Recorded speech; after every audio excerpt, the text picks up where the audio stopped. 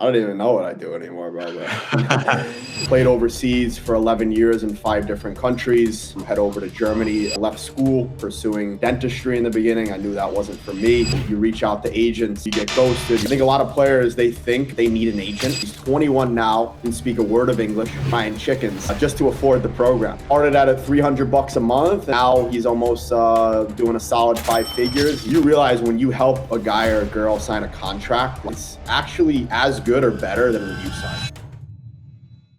How's it going, buddy? Oh, good, bro. Oh, good. Thanks for having me. Good to see you again. Yeah, where are you at nowadays? Sweden. Yeah. So wife is studying over here, studying law. Be here for another year and then hopefully get a permanent spot in Florida and then also have like a spot in Finland where she's from for 3 months because as we both know, a lot of the football is out here. So plan is 9 months in the US and 3 months in Finland. Yeah, you're definitely, you and I have very similar paths in terms of the traveling, but talk about a little bit, who are you? What do you do?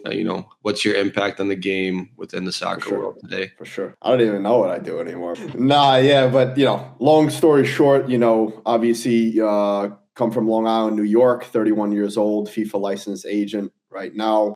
Played overseas for 11 years in 5 different countries. Obviously, we have a similar, pathway as well, just experiencing different cultures. Played 1 year Division I at the University of Buffalo, and then decided to head over to Germany to chase pro football. And it's, I wouldn't, give it up for anything. I mean, obviously, kind of left school, was pursuing dentistry in the beginning. I knew that wasn't for me. Finished exercise science and kind of went overseas and, chased it, became my own agent for most of the part, finished out with a great agent, my last couple of years. But really what we do and my goal is to help overlooked players, right, get to the pro level, right? So we have 2 sides that we've developed. We have the RicFit Academy and then the RicFit Agency.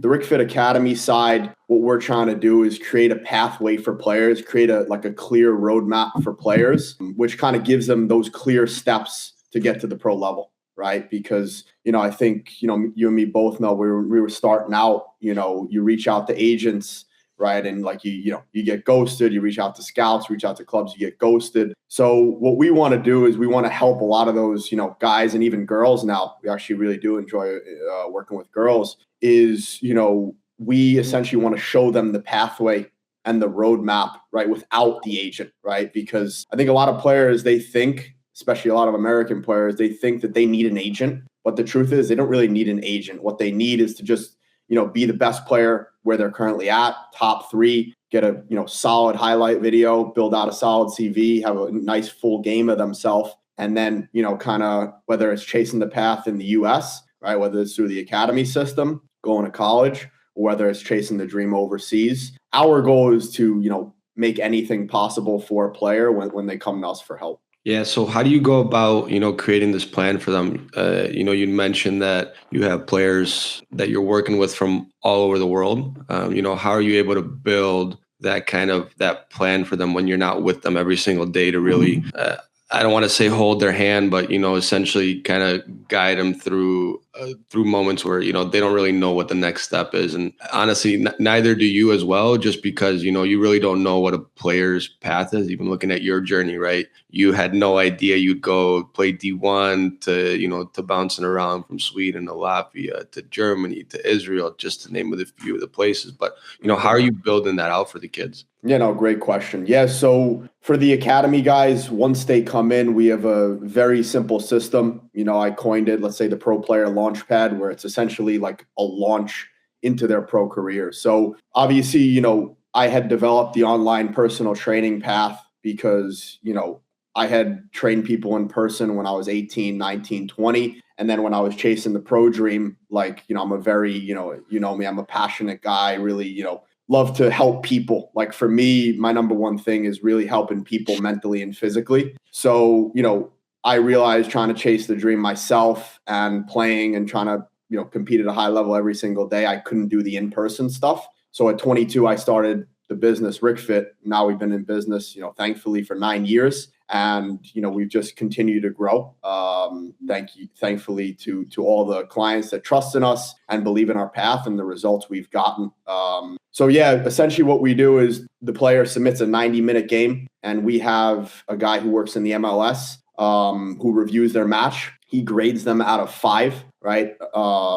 4 is kind of ready for, let's say, lower level pro trials. 5 is, hey, Rick, you should take a look at this guy. He's probably ready for an agency contract, right? For an exclusive representation agreement. So we kind of take that, break that down we have a couple strength and conditioning coaches and a nutrition coach. And we take that, they do 7 like key physical tests. And basically from there, we create them like a personalized program. They go through a questionnaire where they talk about injury history. And then we just build them out like a gym plan. And every 4 to 6 weeks, we update it based on if they're in season, if they're off season. And we also, they have access to 6 different coaches, right? They have access to a guy who helps them get a remote job. They have access to the strength and conditioning coach, access to me in the networking side, agency side. They have access to, we just brought a guy on who his son actually plays for AS Roma, and he believes in the mission. And we brought him on as well. He's going to be a mentor for our guys. And then we have a guy who helps them with their habits and routines,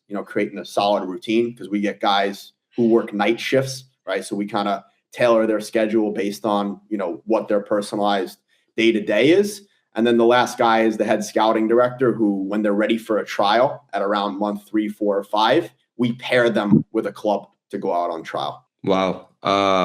Wow. That's the full package. I mean, that's a lot of service for a player to, I hope players aren't complaining, because it sounds like you're giving them literally, you thought about everything that they need. Yeah. I mean, I think that's very, very cool of you to offer even like something as small as like a remote job. Because I know, as you know as well, a lot of these first contracts you're signing, you're not really making a lot of money. And I think that also alleviates some of the stress, the financial stress that comes with, being a pro in the beginning days. Kind of reeling back to the first part and the evaluation side of things. You said you had an analyst you said analyst, right? Yeah, Analyst scout. Yeah, we'll evaluate the game. What criteria is he basing it on? Is it just like overall, like a 1 through 5, or is it like technical, tactical? Yeah. What are kind of your criteria that you want him to look for? Yeah, I mean, he's been an unbelievable asset to the team. And, one of the things I was actually telling my stepfather yesterday, that, when you put out content and like what you do, you don't only bring in like customers and clients, you bring in talent, right? So he believed in what we did. We got in touch on LinkedIn. And, to answer your question, what he goes over is technical ability, psychological, decision-making, and physical, right? So those are the 4 criteria. From there, he grades each piece out of 5. And then he writes like a little, bit of a, couple sentences on like where to improve. Then he does like a 8 to 10 sentence paragraph on a review of the player, right? Possible leagues for myself and the scouting director to send him to where he could fit in. And then a review of his highlight tape, right? Because you and me both know, when you're sending highlight tapes, you have 10 seconds to impress someone, right? And if you're, if it's not looking professional, if there's not quality in there, and you have like some small-sided in there, you're juggling, or, some training clips, people aren't going to take you seriously. And, in this business, no one has time, right? So what we want to do is we want to make sure, hey, if a sporting director takes a look at this video, right away, he's interested, all right? And then most important part is, based on everything he did, he passes that information to the strength and conditioning coach, where it's like, hey, boom, this is what this guy or this girl has to work on, to when month, 5 or 6 or 4 comes around, he's ready or she's ready for the trial. Yeah. What does it look like in terms of communication? Because it sounds like there's a lot of people involved. Do you have some sort of I mean, obviously you built out an awesome app and, you've done well on that side, but do you guys use like a WhatsApp? Is there some sort of platform where, the kid is reaching, like, what if a kid needs to reach you and you're busy, but like, he needs your specific expertise? Like, how does that look in terms of the communication mode? Yeah, no, amazing. So we use Slack. So basically within the Slack platform, we have all the 6 coaches in there. And, as soon as they come in, as being a coach, we tell them the why for everything, right? So, hey, when you have this question, you reach out to Rick. When you have this question, you reach out to David. When you have this question, you reach out to Dan, right? So we tell them the why for all that. So Slack is our main communication platform. Then we have School, which I don't know if you've heard of, which is basically similar to Facebook, but it's kind of like a group setting. And one of the best things, not to toot my own horn, that we've done is we've brought in experts. So we have about 7 to 8 group calls per week with different experts, right? So one of them, we have a coach from the Regionalliga, a UEFA Pro coach. He comes on every single week, gives tips to these, guys and girls. We have Athlete Mentality, who's a, mentality specialist, work with guys like Doku and other guys in the Prem. He gets on, talks about confidence every 2 weeks. We have the analyst. He gets on every single week. So you could bring your film to the meeting, right? And say, hey, boom, did I make the right decision here? Did I make the right decision here? What should I add to my highlight tape? Then you have a group call with me every single week. Yeah. So, and so on. We try to give these people, like, as you said, I mean, we try to spoon feed. Full pack, full service, man. We try to spoon feed them. Yeah, exactly. No, we're super exclusive. And because, sorry. And like the players are tuning in every single week to everything, or is it like it's kind of on, obviously put in what you want. If you can't make it, okay. But yeah. So we record every session, right? So if they can't make it, right, we have the sessions in the School platform. Obviously, they also have access to our calendar, so they can book a one-on-one call every single week if they have more personal questions. But, as you know, man, like football is a cutthroat game and it's super lonely at times. So we try to get people to come on the calls with questions because luckily enough, we have about 20 to 50, people every single call, right? And essentially most questions everyone else has. So we want to kind of give the answer to a group. Yeah. You spoke a bit about your own brand, just RicFit, and, starting that during COVID. Not obviously, I think you started it before, but for me, I feel like it blew up during COVID. What was the mindset going into, really pushing that to players? I feel like you combined a very niche market and you really capitalized on that between soccer and fitness and, creating activities and drills for kids and, not kids, just players in general that want to improve their game. What was your, MO going to that? And, how were you able to scale that to, obviously you have I looked the other day, I always am curious. I'll go on your Instagram just to see how many followers you have. And it's honestly really freaking cool to see. I think you had last time I checked 366,000 followers. How were you able to scale that? And, what's the growth look like for you in terms of what's the next step of RicFit? And obviously combining with the agency, very cool. But I want to get your take on that. Yeah, so we started it in 2017. When I was playing, I was an absolute savage, which, served me in good and bad ways. I would train twice a day, 6 days a week, right? Yeah, you were crazy. You were crazy, man. I remember I was like, dude, you need to relax. I just train. I'm good. I don't need another session. I don't need more touches. I need my mind, body. That's why I have a Finnish wife, man. Calm me down. The New York energy with the Finland, Without a doubt. Yeah.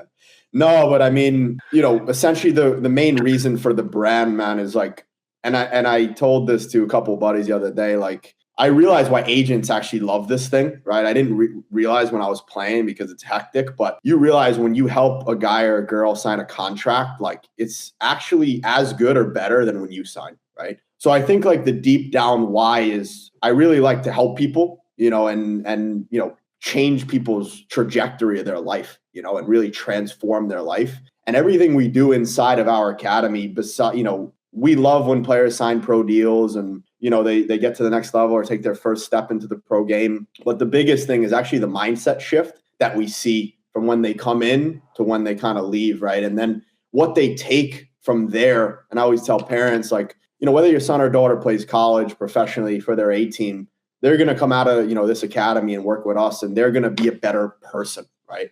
In their relationships, in their day-to-day, they're going to be more present. They're going to be more focused, right? And, all in all, be happier, right? So essentially, the reason I started it is, I was on Instagram in 2017 and, basically saw a lot of these fat-burning products and these pills and these quick fixes. And I was like, you know what? I'm going to get on and tell the truth, right? And that's just been the, MO since the beginning, right? Give as much possible for free to help. And then when someone wants personalized help, we're here to help. Yeah, no, that's very, very cool. And I feel like only you can get away with that. You and your Long Island personality of just like Exactly. screw the fat burning pills. Like this is the you got to go work out if you're trying to lose weight like Yeah, that. yeah, exactly. Um, just kind of I wanted to go back a little bit, but I had a thought on, have you thought about obviously you're right now you're just focused on representing players and you're relatively new to the space, but is there a point in you that wants to also branch out and represent, coaches as well within the agency world and having the same kind of service of, this is what it kind of takes to be a coach, Mm. in Romania, in Sweden, in Finland. Yeah, no, great question. I think that's something for sure, we'll think about in the future. We actually did sign a coach, the guy who's coaching at Brera in Macedonia, right? So I've been lucky enough to bring on Dragan Stojkov, who played actually in the US. He was at St. Louis, Yeah, Galaxy yeah. for a bit. And he's been absolutely amazing. Like the guy's an absolute machine. Yeah. Great work rate, genuinely cares about humans, right? And that's the biggest thing for me in the agency, the human first, right? So yeah, I mean, we already signed a coach. We're actually speaking with another coach who's coached high levels, Panathinaikos, Porto. So yeah, we're definitely interested in it. I wouldn't say we're specialized in it, Yeah. right? It's the same thing for the women's market. Like we're willing to help women. We're not specialized in it yet, and that's the biggest thing that I learned in business. Obviously for me and my personality, like I like being overwhelmed. I like being stressed because I have to adapt. But what I've realized is like I want to be an expert in one lane before and that's the biggest thing with business. Everything is like, oh, open up that next revenue source or that next path. But it's like, hey, let's be an expert in one field first. And then once we have the system built out for that and myself, I can step out, then we can look at building, other avenues. Yeah. So what's your role within all this then? Are you the guy that's making the phone calls on behalf? Are you the one that's connecting people together? Kind of how do you fit in? Obviously you're the CEO of the company. So this is your idea, this is your baby, but what's your role within all this? Yeah, great question. So I don't even know at this point, man. No, I mean, basically I have a lot of guys that, in the company that I trust and I can rely on, right? So, and that's what I was saying before, the beautiful thing about what we do. My number 2 guy, he's the COO, amazing with the operations, creating systems, automations, AI, et cetera, et cetera. He was a client of mine, right? He's 21 now. I was the best man at his wedding. And, he came to America 12 years old from Mexico. Didn't speak a word of English, started working with me at 15 years old, right? And about 2 years into the program, and he was working in a chicken shop frying chickens just to afford the program, And this is actually when I was in Israel. I think it was 2019. I remember the phone call where I was in Haifa. And he was telling me, hey, and he was a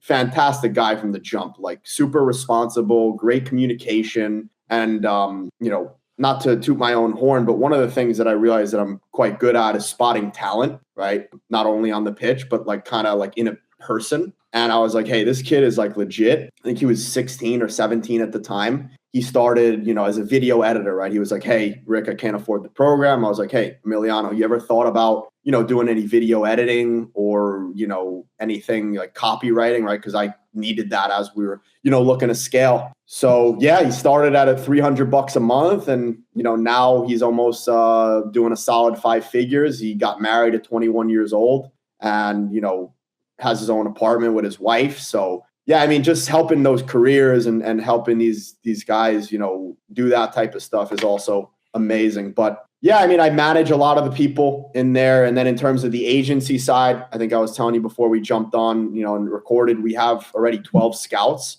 And we're trying to really scout like a lot of the Eastern European and Balkan region. And basically what I do from there is I bring the club usually, or, I bring, specific players. But essentially what I want to do is, make sure that the scout is eating as well, right? Because what I saw in, other agencies or whatever is like, it's a cutthroat business and everyone wants to, take a bit from everyone else. But for me, I want to feed everyone, right? So my whole thing was like, how can, let's say Yuka in Finland benefit from this, right?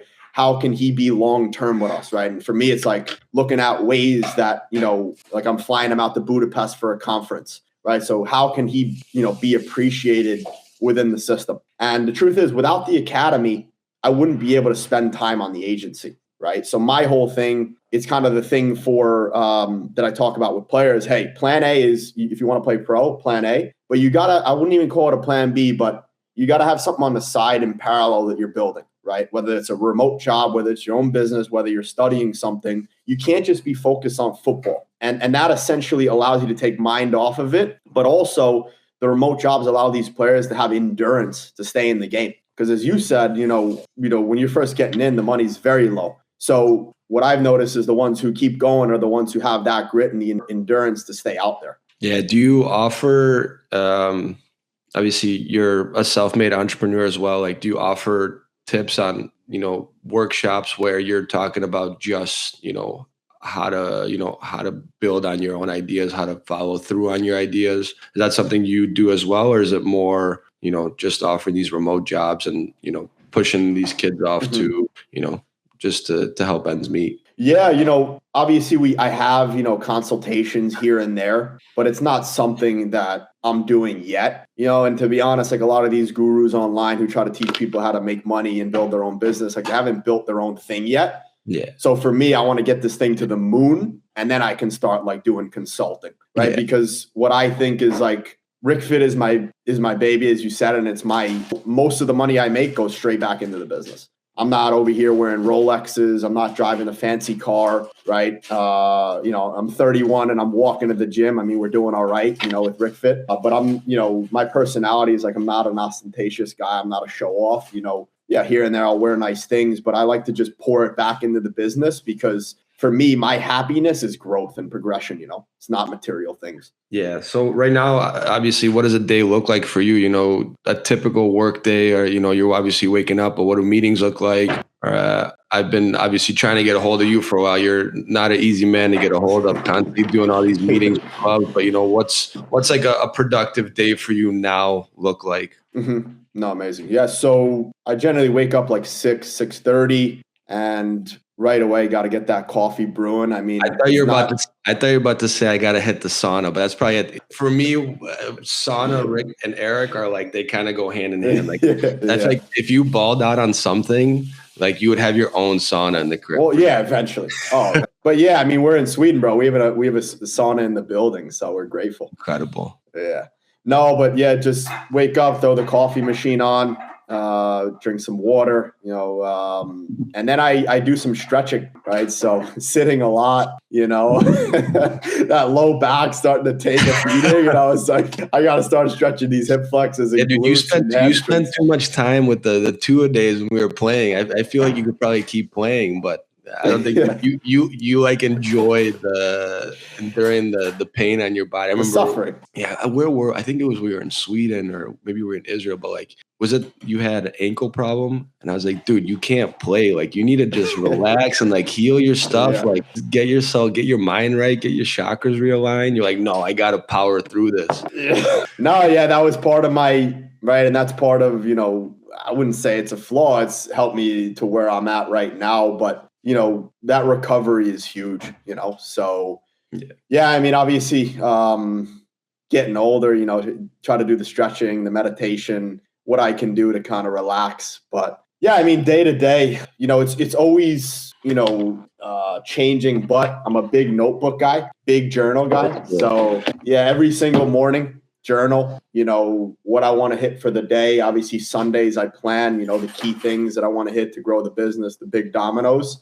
But yeah, generally every single day I need to get a workout in. So one of my employees, he's actually head of media, also a guy who had been following me since he's 12 years old. He's 20 now. He's from Slovenia. I moved him over to Sweden, and he's just been working with me in person, kind of showing him the ropes. So we work out every single day.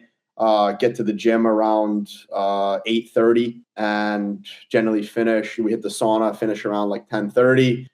Then, dial on some work. I try to get like 2 to 4 hours of like very deep work in, throw on those headphones. Once those hit the dome, I'm locked in. They're all in some Flow studio, some epic work vibes. And then, yeah, I just go in, see what's the most important. And then, yeah, I mean, as I said, it ranges. I try to have my meetings in the afternoon because I like my brain power, fresh for the morning. And yeah, whatever the day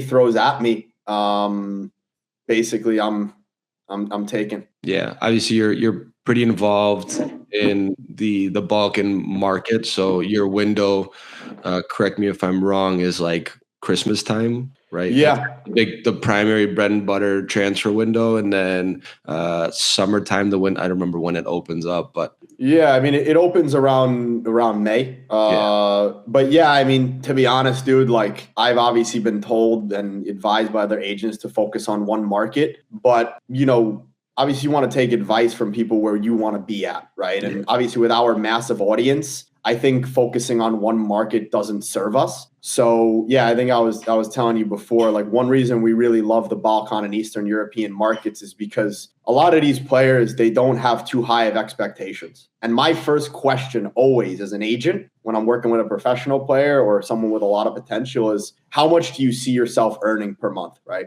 And at the start, or would you say that's more? That's honestly my first question, because I want to see if the guy or the girl is delirious, if they know the market, right? I mean, I was told by an NCAA Division III player a couple months ago he wants to make $5K a month, and then one of my good buddies was hardly scraping by for $3-4K a month, a veteran in his league, right, playing pro for 10 years. So yeah, I mean, a lot of the college players that I was telling you, they don't really understand the market. So I kind of want to get a scope on that, right? Because we don't want to work with players who have ego. Yeah. That's kind of what I've told our scouts. Like, and I'll give you another example. We're talking to a guy right now. He's 22, second tier in Croatia, 400,000 on Transfermarkt. He's making 1,200 euros a month. I was like, hey, that's amazing. Like, we can get you a contract in the summer, anywhere from 3 to 5K per month, and I can say that confidently, right? And a lot of those guys, they want to go to the Western world, right? They want to go to, the US, right? And kind of working with us, it's kind of shiny in a sense, right? Where it's like, hey, you've developed in that league, and I think you can shine in this league. So for me, it's always about looking at the development path for the player. Yeah. How much are you looking into transfer market and, the importance of the value on the player in there? Like I was valued at, I think the peak was like 150, 170, but man, let me tell you, if I made anywhere near that amount of money in my career, like even in a single year, I would have been the happiest guy. But how much clout does that carry when you're sending players off to the clubs? Yeah, no, it's a really good question. I mean, transfer market is important as like a filter, right? So the interesting thing that I see is I've sent sporting directors like 2 different players. One of them is better than the other. Like if you talk about quality and actually look into like Y-Scout and the stats, but they prefer the guy with the higher transfer mark. And to sign straight up or for a trial just to bring them in? Just to have interest and have a talk. Got it. So yeah, I think it's kind of a first barrier of entry, right? It's kind of sad, but the reality is, as I said before, everyone's so busy in this game where it's like it kind of serves as that, first entry point. I just invested into Y-Scout 2 days ago, right? So that's going to also help our players a lot. Y-Scout's great. Yeah, Y-Scout. And then also, we should jump on a call another time. I got to show you this thing called Transfer Room.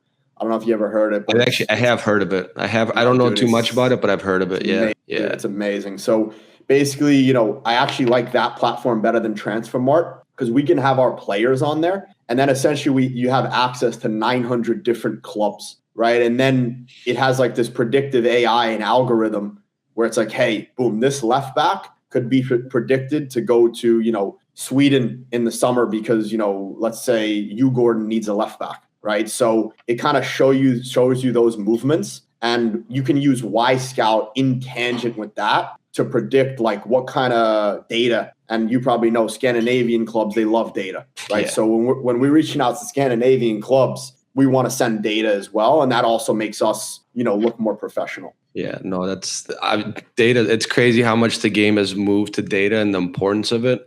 I think we're sometimes miss a little bit of the feel. I think you gotta, even for you, I mean, it's impossible for you to go see every player live, but even, Exactly. you know, when you're talking about, you know, analyzing a player to see like kind of where they fit and like the psychological part of it, like you can only see so much from video.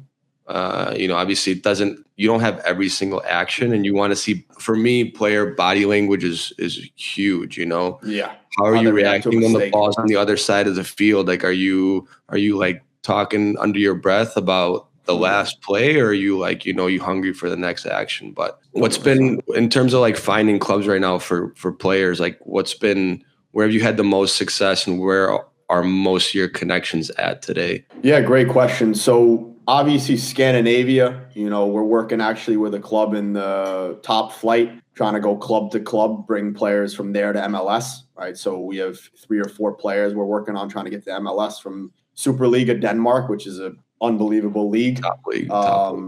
Also Norway, right? So the most amount of transfers, I think, in the winter was Norway to MLS. So MLS loves Norwegian league because obviously it's quite similar in style. And the physicality there is crazy. So for me, I mean, I would say Scandinavia. I really like Poland as a market. I think it's an unbelievable market. The money that they can pay there is crazy. Yeah. And also, you know, the people there are quite like logical, you know, they're not super emotional, right? Yeah. So it's easy to talk to them. Because I actually went to an event in Brøndby Stadium, right? Where like when you go into the room, it's like much friendlier atmosphere. And then I went to an event at Wisla Krakow Stadium in Poland.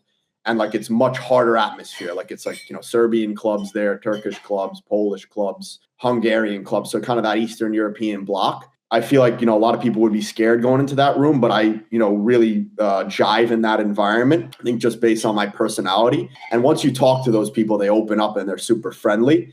And, you know, they really love, you know, the US, right? So they really love American players and actually Canadian players as well. So, yeah, I mean, honestly, I would say Eastern Europe, Baltic, Scandinavia, and Poland, right? I mean, I think that's a lot of markets. Yeah. And then thankfully as well, to be honest, which is really nice to see, the USL and MLS clubs were probably the most receptive, right, to talking to us. And obviously what we try to bring is that unique selling proposition of like, hey, you know, I'm from New York, but I've been over here 12 years. My goal is to bring like talented Europeans to the States, or even find Americans that have been here and bring them back, you know? Yeah. How are you breaking the barrier? Obviously, I played in Scandinavia. People are very introverted for the most part, you know, from my experience, but introverted, but in a good way, like very good people, very open once you get to know them. But I think breaking that initial barrier of like, you know, it doesn't matter like how many followers you have, what you've done, but how are you able to, you know, I know you have a big personality. You're willing to kind of knock on any door, and you don't really care who the person is. Like you are genuine about making that connection. But what's been like, I'm sure you've faced challenges of reaching out to the people, but you know, how have you been able to tap in? Yeah, no, great question. So to be honest, I have every Superettan coach's number, but I don't think one of them answered my WhatsApp this last window. So as you know, I think it's kind of like when you're in that club, right? What I've seen is you're in the club. So when I went over to the Brøndby Stadium, it was much better to shake hands and meet in person and look them in the eyes, right? Because the truth is, like, I mean, you know, I would have hoped they would have taken one chance on one of our guys, but the truth is, like, they're getting so many messages on WhatsApp. So it's like, you know, get this guy out the door, unless he brings me someone special. So my whole thing is just like kind of learning more about them and their club, right? When I get into a conversation, I don't talk about myself. I kind of say, you know, try to learn about them, their playing style, their club. And then when they ask me about, you know, myself, our agency, you know, I try to bring value, right? So the same thing I tell players when they go to a trial is you have to be an asset to the club. Right. Myself as an agent, you know, and our system, we have to be an asset to the club. If not, they don't care about us. This is business, you know? Yeah.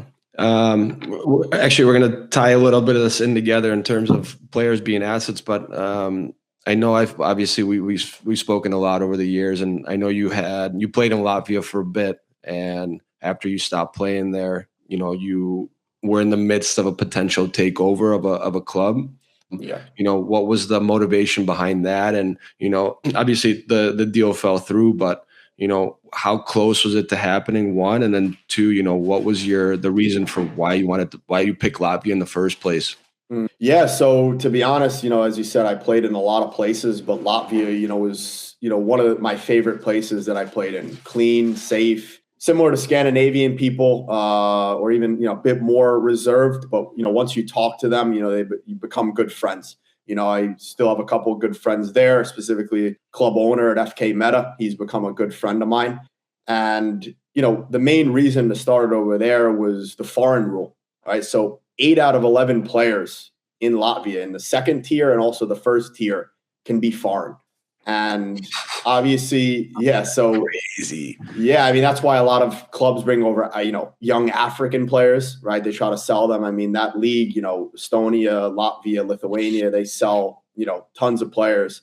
And it's a great launch pad, right? And that's kind of the reason I wanted to start it, because to be honest, a lot of Americans, especially older players, are trying to go to, the Spain or UK or Portugal, and right, there's so much domestic talent there, right? So my whole thing, and if I would have started over, and that's one of the mistakes I made, I would have stayed in Latvia. I had a tryout at FK Jelgava when I was 20, and I was with the guy who sent me there was actually one of my coaches from Germany, right? And he sent me over there, and he's like, "Hey, you're going to be with the second team for 2 weeks, right? Because you're a nobody." Right? And I accepted I was a nobody, and if you're good enough, you'll train and have a chance to sign with the first team. So like 3 days went by, did well. They brought me up to the first team, and basically trained, for 2 weeks, and then they were quite interested, but they wanted to see me in a 90-minute game. Basically, didn't sleep all the night before, did some things I probably shouldn't have done, was up till, like 4 a.m. And the game was at 9 a.m. I woke up at, I think, 7:30 or 8 a.m., didn't sleep too well. And, I showed up and I was average, I was the same as the other guys. As as a foreign player, you got to be 1.5 to 2 times better. So they said, Eric, we saw you had a lot of quality, but you just didn't show enough in today's match. And the guy who helped me there, God rest his soul, he was an amazing guy, Gins Freimanis. He played against, Ronaldo, played against, some of the biggest players in the world on the national team. He always believed in me, and he wanted me to stay and play with the second team. And the second team at the time, I think it was either second or third tier. And I had like this American ego, like, oh, what am I going to tell my boys from college? I left college and now I'm playing second or third tier Latvia, right? So he wanted me to stay, and he was like, hey, dude, if you stay for a couple months, I'm almost sure based on your potential, you can go up to the first team. I was arrogant, didn't have the right, mentor, and I, didn't do it, right? So come back to Latvia, he brought me back, right? Because his childhood club, Saldus, he wanted to bring them up to the first tier. And, I came back, and the main reason for building it was to give Americans, to give undiscovered players a chance. So basically what happened is I got an investor. We bought the license from the club at Saldus, and I think it was $15K the investor put down for the license. We were going to move it to Yermala, where the club Spartak Yermala, got involved in some of not the best things. They kind of folded. And I was told by the academy director, hey, Eric, if you do everything, the right way and all your money's clean, we'll support you, right? We'll give $500,000 to $1 million to the project. This was in October. I think it was 2024. And, I think I had met with over 50 investors, built a pitch deck, and finally got someone to, invest into the project and believe in the project. And we had 2 meetings with the city council, right? And they were supportive because the investor was big into real estate, right? And he said, the way I'm going to make money off of this, besides when we get into the first league, is real estate. So long story short, we got 14 players ready, some top guys, Jordan Bender, who's playing in the USL now. We got him over to Meta after it fell through. We had a guy named Deshaun. He played a little bit in the USL. Couple other players from First League in Latvia who believed in the project. We had the coach ready, right? Who top guy. He's the guy who comes on for the calls. He's now at Regional Liga, and everything was going to go through. I was told by that same guy, Eric, if you do everything right, we'll support you. And his feeder club was supposed to be the academy. And essentially, UEFA, if you don't have a youth club, since we were a new club, we would have had to pay a $75K fine. So yeah, basically all we needed was the guy's signature, dude, from like November till I think January. It was like 10 weeks the guy ignored us. And meanwhile, we were getting everything organized. We had an apartment complex. We had apartments for the coaches. We had the team manager.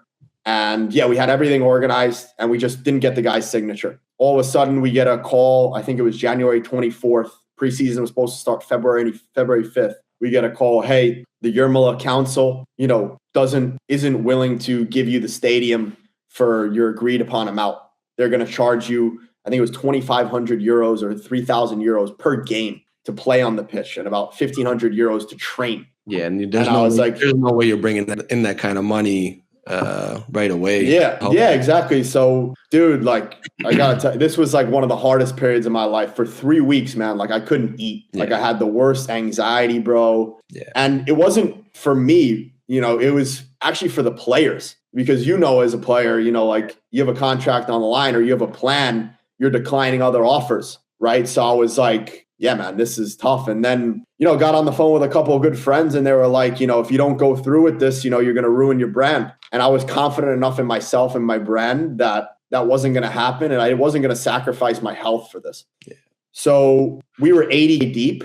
And if we kept going, I don't know where we would be at, right? It would be $500,000, $1 million down, whatever how the project went. And I pulled the plug January 26th. Yeah. Called all the players. And kind of canceled the whole project. And that's really what started. That was the, that catalyst to starting, like, really being serious about RicFit Academy, right? And really, my whole vision was like, boom, you walk into the stadium, you have every single department, right? That's why we have all those details. You have every single department taken care of, right? And my goal was to build it on ground. Maybe eventually we'll have, a facility. I think so. But, now it's to build that community and that trust online, prove the system. And then eventually, we get into brick and mortar and we start creating those partnerships. But I pulled the plug. And I wouldn't have met my wife if I didn't do that. Right. So, grateful that happened because I met her on the street, I think a couple of days later, just walked up to her as you said, like, it's funny how life works. Yeah. Yeah. As you said, like, I don't care walking up to anyone. I was like, I'm going to take, shoot my shot here. And that was it. Right here we are. Today's our 2-year anniversary. Got engaged in August. So nice. That's awesome. No, man, that's a wild story. I think, first of all, very noble to try and go and conquer a team in Latvia. Obviously you spent time there, but still, it's always going to be difficult to navigate business deals anywhere outside of your home country. I also I don't want to generalize Eastern Europe, but there's shady stuff that happens. I've heard stories through the grapevine, players not getting paid, money laundering, and it's sad that's a part of the game, but that's something you got to navigate through. And I'm glad you weren't able to follow through because, at the end of the day, it doesn't make sense to go into that financial debt 100%. To try and make a club like that continue. But, the way I also see it is a lot of these lower tier clubs are, you're bleeding money, especially from the start.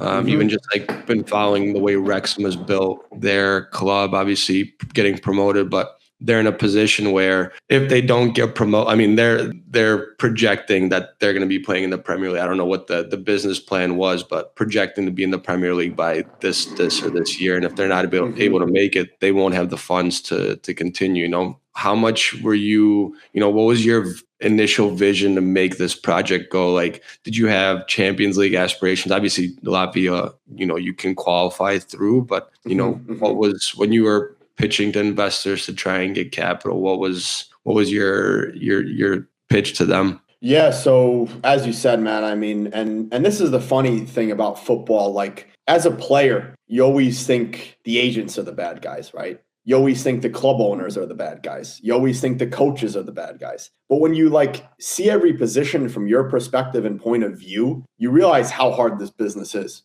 right? And club ownership, I would say, is probably the hardest. Obviously I built RicFit kind of, let's say, from nothing, but club ownership is one of the hardest things and biggest, most pressure. That's why you see PE guys going in.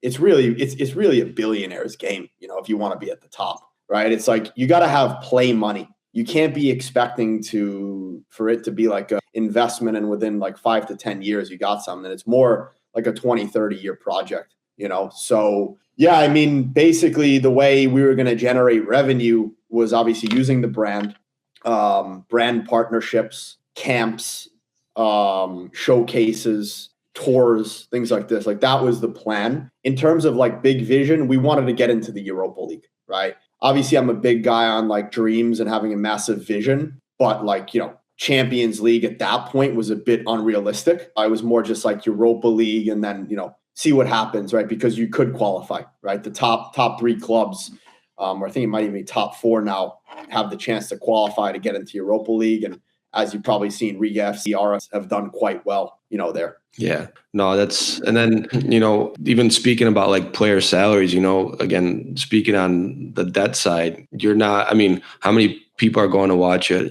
game in Latvia right now? And how much are you really charging for a game? Like, a couple of euros, €5. And, like you said, you need the big, you need that big money coming in, that big TV money to make it more sustainable. Exactly. What was your motivation to continue that project, to try and get it to go through? Because, obviously being a part of the game, experiencing everything, after that all happened, did you want to pivot and maybe try to take over somewhere else? Or obviously bro, I was done. So that was kind of that. Yeah. And I was going to play that year. Right. And I was actually going to play and do the ownership side, which would have been crazy. We could do a Jackie Moon semi-pro. You're the player, coach, owner. Yeah, no, it would have been crazy. But to be honest, dude, I lost a lot of love for the game during it, and that's the biggest thing I say to young kids nowadays. Like, you got to fall in love with the game, right? Yeah. Because once you get into the business side, a lot of, as you said, there are a lot of shady characters, and even the truth is, especially in professional football, as like, obviously, I think in the US it's much different, right? I mean, like, I think people are more friendly, but like in Europe, like people, are putting, food on the table for their family and they don't care about you, right? It's the same thing for the club owners. Like, no one cares how a club owner feels. Like, if he's having, if he's feeling terribly emotionally, they just think he's racking in the cash, right? But it's like, you start to realize like no one cares about you, right? And, I realized that early on when I went over to Germany, and that's kind of what gave me the freedom, and allowed me to kind of chase what I wanted to chase. But, the quicker you realize that in this game, it's harsh, but the quicker you take control of your own development. And that's the massive part about RicFit. It's like, you got to take care of your own development. You can't rely on a coach, teammate, parent, girlfriend. It's on you. You got to look yourself in the mirror at the end of the day and say, hey, did I do what I needed to do today or not? Right. And then that next day you got to fix it, or, maybe it's not for you if you want to play professionally. No, for sure. Just kind of pivoting, obviously World Cup is coming up. I wanted to get your thoughts, perspective, the growth of the game in North America. How does RicFit play and tie into that? What do you have on the decks for the summer in terms of, obviously this is a big moment for you to capitalize on for your agency. What are you going to be doing? It's kind of obviously you're a big planner, but what are you trying to do for the World Cup in terms of your growth? Yeah. So to be honest, we haven't planned much for it, right? Sure. I'm going to be going to the US and I'm going to be trying to connect and go to the parties, and meet the right people in the game. But what I found as amazing as like the event planning and like doing your planning is, I just try to, kind of like Kobe said, just try to go into everything with even keel, not too high, not too low, because I think if you make your expectations too high, you go in and then it could drop, right? So I just try to go in, as even keel as possible, with my New York personality. And I try to, make the most of it. So yeah, I mean, I'm going to be around some of the games. Didn't get tickets because, I was dealing with some, let's say, paperwork in Europe, right? Finally got the residency card. Nice. But I wasn't sure. What's up? Been enough time there where you've earned it. Yeah. No, but yeah, I mean, I wasn't sure I was going to get it. So I did no planning. I didn't, get tickets to any game. Sure. But yeah, I mean, in terms of like, when we were over there a year ago, we were thinking of like running some pop-up events, which we may do, just to kind of gather the community. But yeah, no major planning, but it's super exciting to see, the US growing, the USL, as you know, hopefully with the promotion relegation in 2027, USL championship trying to become a selling league now. I mean, we're working with 2 or 3 clubs now trying to sell some of their guys to Europe. And, as much as everyone, thinks in this part of the world that Americans don't know much about football, it's changing, right? I see it changing slowly, which is nice to see. And I think, I don't know what a big reason is. Obviously, with MLS growing and a lot of Europeans, wanting to coach in the US, I think that's a massive part. But no, it's exciting to see. And one of the biggest things that I had seen from a lot of the European clubs is they expect our guys, our North Americans, to be like really good athletes. Yeah. Right. That's the difference maker they saw. Yeah. Do you think that this also opens a window for there to be more trust to bring players abroad, Americans to go overseas? I think so. Yeah. I think so. I mean, what are you talking about from the player side, the family side, the club side? No, I'm just saying in general. I feel like when we were playing, it was pretty taboo for Americans to go overseas and play. And, there wasn't a lot of that trust factor. And I think it's changed. I think for me, the pioneer for that was Christian Pulisic going in, talking like as an academy player, going into Dortmund and having success. And you've seen it change now, your clubs in Germany, clubs in England's a little more difficult with, their laws, but you see more players going abroad. But now, do you feel like you're going to see younger kids maybe get opportunities where obviously laws permitting, a U13 kid, sorry, not 13, maybe like a 15-year-old going into like a Riga, for example, into their academy, and them taking a chance on them to develop and to potentially sell them? I hope. Yeah, I think so. I think, to be honest, the Scandinavians are more willing to take a risk on our players. I think they have a bit more of open-mindedness at the younger age. And I think it really are there laws around that though? Like, I don't know if it's changed. I could be mistaken, but like a 16-year-old move to Stockholm and play for like U Gordon now, or do they have to turn 18 before they can move?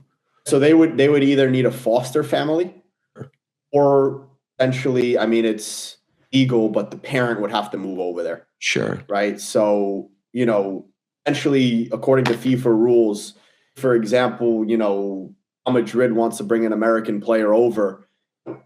They used to do, or they still do, is they get the parent a job, right? So if the parent has a job, they move over.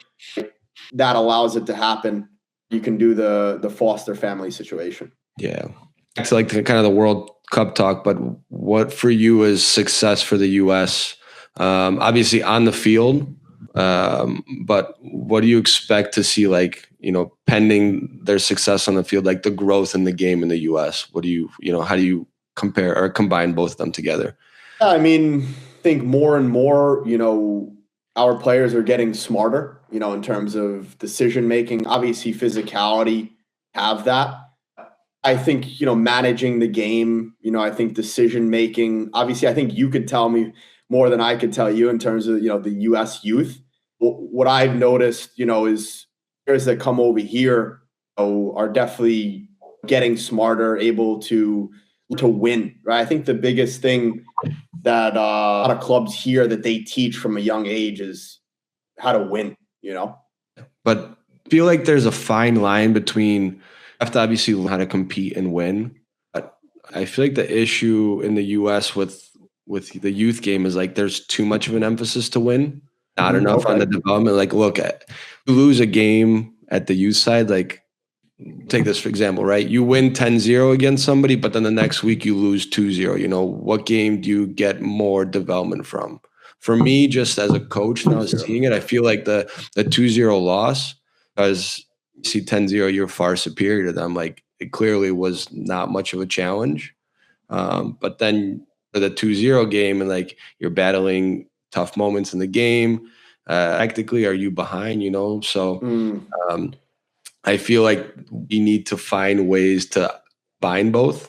Something the MLS Next has done really well for me is that they've previously, like, for example, I'll give you this example. Last year we played Shattuck, and not what Shattuck was back in the day. I mean, still very good players, but they're not able to bring in top talent like they used to.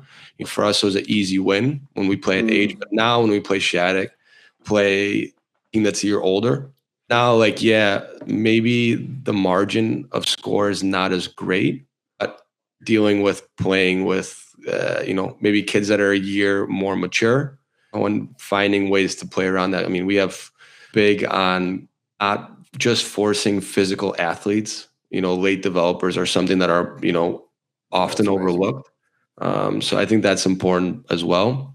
Yeah, man, we'll kind of see that. You hit the nail on the head with the competing part. I think sometimes like we lose a game and I'm devastated. Like we just spent a whole week preparing, training. Exactly. I look over and sometimes the kids are like, ever, and I'm like, what? No way. Like you gotta I'm not saying throw a tantrum and throw a chair at the wall and be upset, but like there needs to be a little bit of like, ask yourself like why? Like do my best today? Were they better than me? What can I do to improve? And I don't think there's enough of that, the culture in the US. And I do hope that changes. Yeah. And I wonder why that is, right? Because what I was told by this Polish sporting director, I forgot what club it was, but his player went over to the MLS and the pressure was just completely different, right? In the Ekstraklasa, Polish top tier, it's chaos every single week. The fans are on you. You can't walk outside. You lose a game. But in the US, if you lose a game 3-0, he said the player told him that, the music was blasting, right? And they were still, having fun. And so for me, obviously, I don't know, as I'm not as entrenched as you in terms of the youth. Yeah, it's an interesting balance, right? I mean, I think, I think more as a coach, but I think it's all player dependent in terms of like, for me, I'm all about like giving those, late bloomers a chance. And I think it's everyone about finding their own quality and what strength and what they can bring to a game. What in their role can they be an asset? It's one of the biggest thing I learned overseas.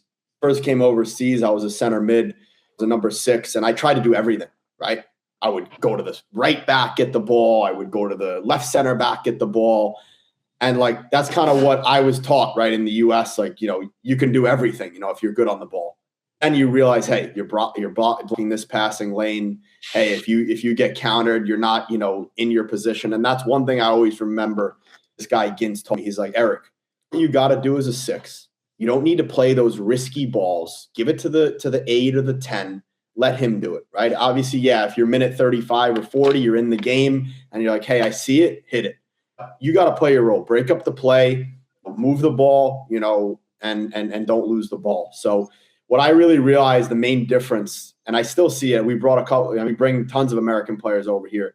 They're not playing their role inside of the team. They're trying to do everything, right? They're trying to be the man. When rather, hey, honey, if you could be the best number 6 for the team, you need to be flashy. You're going to get into the team and you're going to move up the ladder.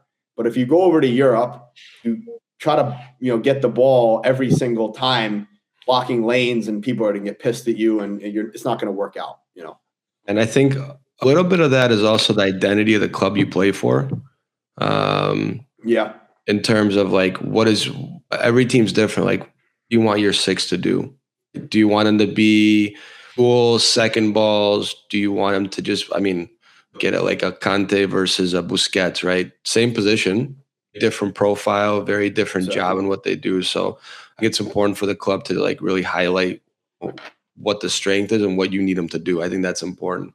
And touching base on what you were saying in terms of the results orientation thing of, not taking things personally. I think the biggest issue is the American culture of, that's been built with the NBA, with the NFL, with the MLB, right? When you lose, like at the end of the year, like you start 0-0, same league, you still get the same TV rights, you're still bringing in the same money. MLS has a little bit of that as well, and same with the USL. And obviously USL trying to do the pro rel is going to be curious to see what that's going to look like. But in Europe, it's like embedded in their DNA.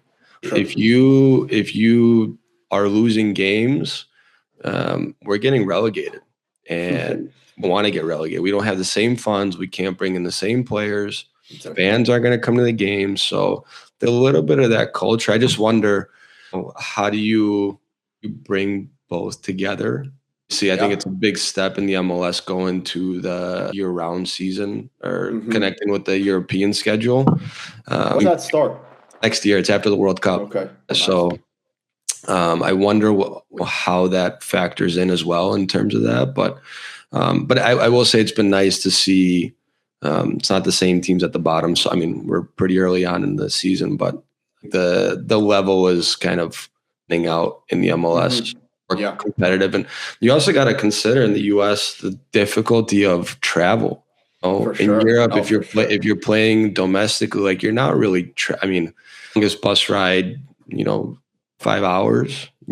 Here it's like you're getting on a flight. Obviously, I know it's charter for MLS, and so you're still getting on a flight. Yeah, it's still body. Yeah. Yeah. So, you have that element, and you see a lot of home teams do well just because of that. You figure out how to win games and get points. So, yeah, one of the guys we were working with for many years, Osase, was at FC Dallas. I mean, he told me, and this kid's an absolute machine. I mean, he was at Celtic, Amiens, Ostend in Belgium, and he had an unbelievable year, but he said it was the toughest season he's ever had because of the travel. He said there's nothing like it. Yeah, it's I mean, so you have the Champions League, but those are the elite teams playing. You're traveling a little more for that. But no, I think there's definitely a way to make all this work and grow the. I genuinely believe that the MLS will be, with the investment coming in, with these franchise fees are extraordinary. Like they're putting money into the US. It's going to take time. It doesn't come overnight, but I think at some point you're going to have the MLS at the same level as your EPL, your Bundesliga. Amazing. I think in our life. What do you think of the fans, though? What do you think of the fans? That's a big problem, I think. Yeah, it's I've been seeing a lot of stuff on a lot of people on TikTok, Instagram, trying to like grow the game on the fan side and give more information. We're still far off, man. I go back to the culture of the NFL, the NBA, and the other American sports. You go to the game. I was at a Bulls game earlier this year, and they were playing the Warriors. Granted, Steph Curry wasn't playing. None of the top players were playing, but really watching the game, people are like walking around the stadium. They're socializing. And look, it depends on how you want the entertainment, right? You can sit back and be locked in and watch the game, or you can, walk around the stadium. But in Europe, it's a whole different beast. Like you have people that live the whole week, and the one thing they wait for on the weekend is to go support their team, and it brings a whole community together. And I think maybe also just the size of the cities in Europe are smaller, Yeah, and the team fuels the city, Yeah, and I'd also say a little bit of it is winning mentality. Obviously, we have the Chicago Bears here, and they've been pretty poor for years, and there they balled out. You have some Caleb Williams is a stud, and now everyone's a Bears fan. So it's like that front runner. You need to support the team when they're also in their tough moments. I know it's not easy, but we don't have that as fans here in the U.S. Yeah. I mean, even in England, man, I mean, to be honest, one of my favorite stadiums to go to is Loftus Road, QPR. Yeah. It's electric there. I'd rather go there than like a Arsenal or a Chelsea game. Like I enjoy it more. You just feel a different type of vibe, and like a different type of care. Like it's actually the full city, where at the bigger club games, it's more like international people coming, and it's like a tourist attraction, Yeah. I think the MLS has done well with that, with building new stadiums and giving fans that, that sense of like belongingness and community. But I think the USL has capitalized on it a little better, just because you're looking at smaller markets. I take Detroit City, for example, obviously amazing story going from NPSL to NISA to the championship. But those fans are, every single game, it's a sellout crowd. You got flares, you got, it's an electric atmosphere. So I think finding ways to bring the people together is going to be the key for like the bigger markets. But I think it's possible. But it's cool also bringing in another sport, the NBA, San Antonio Spurs now. I don't know how familiar you are with this, but Victor Wembanyama is like a big NBA superstar, and he started this in Europe. I don't know how many EuroLeague basketball games you've been to, but I mean, it's the same idea. Like people are singing, chanting all game. Nobody's sitting back and just relaxing. So started this concept of like gets a big drum and drum starts beating. Yeah, I think I saw that. Yeah, and like the fans start clapping. So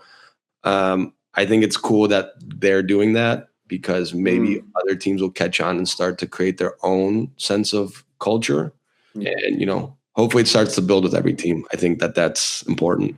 I mean, I think honestly, I think one of the best things that we're good at as Americans is like marketing and figuring that out. So I think, as you said, I have faith that we'll be able to figure out that fan culture, you know? Yeah. Well, Eric, I appreciate you taking the time. I'm going to drop all your stuff handles below, but sounds good. Honestly, keep crushing it, dude. You're a genuine guy, and I love the idea of your agency not just being, I'm going to call Eric and just have him like send my CV out to places. You're building, you're not building just a player, you're building a well-rounded person. And I think someone that retired and didn't really have like a plan B after I was done playing, it's important to have that, that fallback. Like, what are you going to do when you're done playing? Because the game is such a short period of time.